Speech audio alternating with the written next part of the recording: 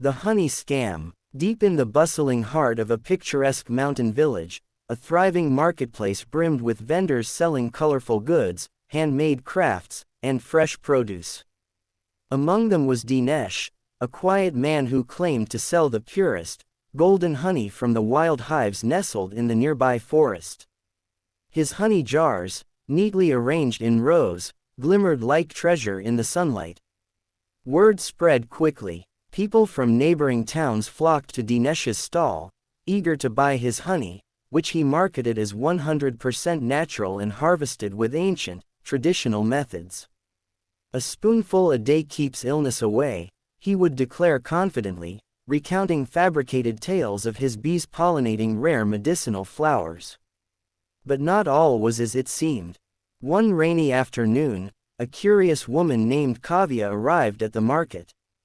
She was an apiarist and honey expert, visiting the village to research bee populations in the region.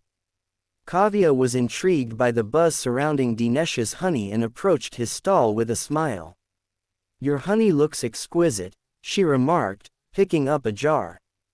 "What's the floral source?" Dinesh hesitated but quickly spun a tale.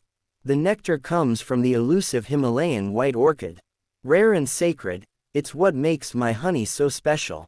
Kavya arched an eyebrow. She knew the Himalayan white orchid was a myth.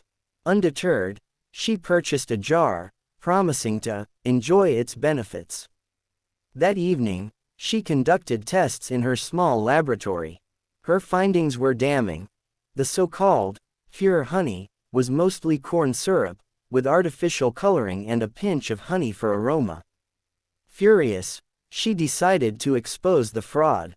The next morning, Kavya returned to the market, armed with evidence. She didn't confront Dinesh outright but instead set up her own stall a few steps away. Her banner read, "The truth about honey, learn to spot a fake." She offered free demonstrations, showing how to test honey for purity using water and simple tools. Crowds gathered, intrigued by her findings. Whispers began to spread. Could Dinesh's honey be a scam? Realizing his sales were dwindling, Dinesh grew defensive. "She's jealous of my success," he shouted. But Kavya remained calm, inviting anyone to bring samples of Dinesh's honey for her tests.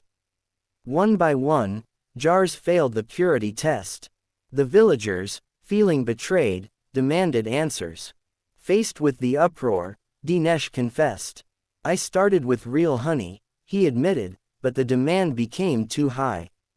I couldn't keep up, so I cut corners." The villagers banned him from the market, and his reputation crumbled.